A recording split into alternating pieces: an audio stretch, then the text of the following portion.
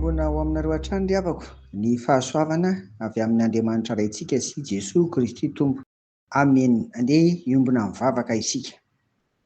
Amin'ny izao maraim-baovao menao anay izao Tompo, dia indreto hatrany izahay midera mankalaza manome voninahitra noho ny asanao isan'andro mahagaga eo amin'ny fiainanay. Ary mino izay Tompo fa amin'ity anio ity dia mbola anehoanao zava-tsoa ihany koa izay ahafahanay mideranao hatrany Tompo. Ary indrindra na dia izay tsy nangatahana aza dia mino izay fa tanterahanao aminay araka ny sitraponao. Dia apetraka aminao ary ny fiainanay, empamaky vakiana ny tontolo andro ity sy ny androm-piainanay ho avy rehetra. Amin'ny anaran'i Jesoa, amen.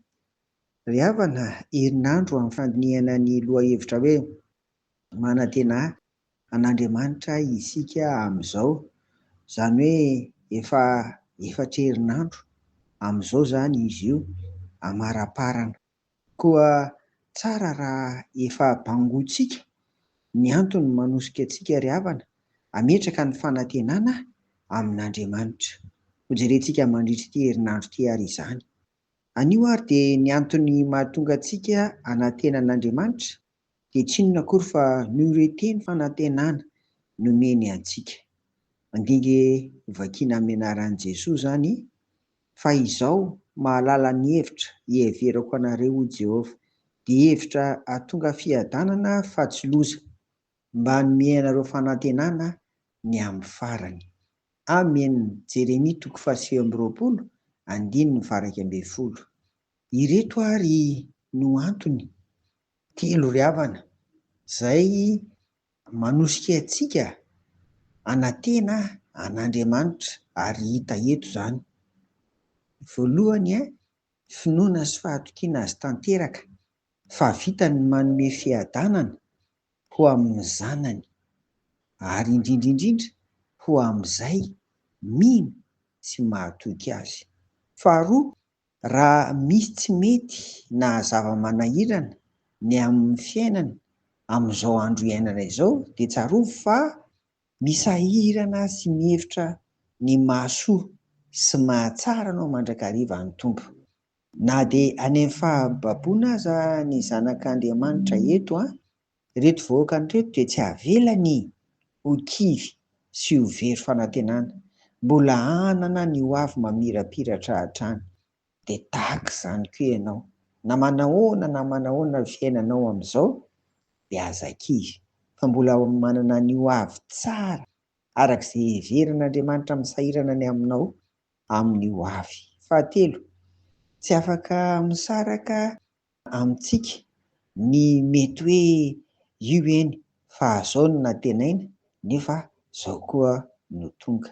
Nefa faharoa koa, araka ny nambarako teo hoe tsy ilaozan'izay zava-manahirana fa izao, tsisy mihitsy eto ambonin'ny tany olona afaka misakana izay mety ho anjara ny tsirairay avy, fa dia ain'Andriamanitra ny mihevitra sy mikarakara ary manan-tanteraka izay tiany ho anao. Noho izany dia tsy misy izany olona mety mihevitra ny tenany hoe raha tsy vitanay izany.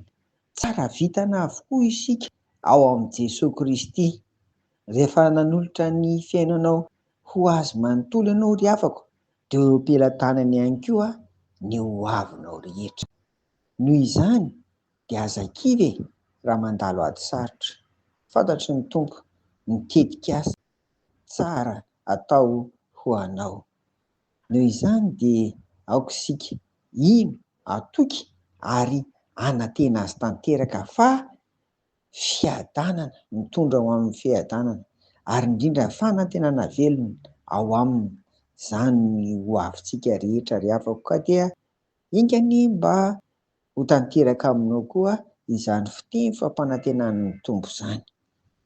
Amen. Vavaka ary isika. Ry Tompo Rainay any an-danitra, fantatrao ny mombanay tsirairay avy.